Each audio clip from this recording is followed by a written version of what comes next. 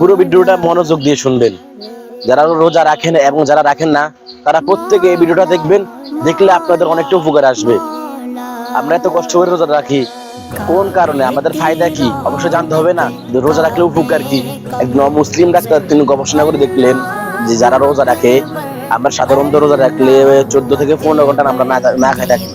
তো 14-15 ঘন্টা যদি আমরা টানা 25 থেকে 26 দিন কেউ না খাই থাকে, তাহলে তার শরীরে কোনো রোগ থাকে না। যদি রোগে বিভিন্ন অঞ্চলে যদি রোগে বাসা করে, তাহলে ওগুলো নষ্ট হয়ে যায়। বিশেষ করে ক্যান্সার, আলসার, বিভিন্ন যে রোগগুলো আছে, বড় ধরনের রোগগুলা, এগুলো নষ্ট হয়ে যায়। এই জন্য প্রত্যেকে রোজা রাখবেন। যারা রোজা রাখি না তারা রোজা রাখবেন, রাখলে অনেক উপকার। মাঝে মাঝে তো অনেকের ক্যান্সার হয় রোজা না রাখার কারণে। আল্লাহ পাক রব্বুল আলামিন হয়তো রোজা দিয়েছেন যাতে আমাদের শরীরে কোনো রোগ না থাকে। বিশেষ করে যারা রোজা রাখেন না অবশ্যই রোজা রাখবেন।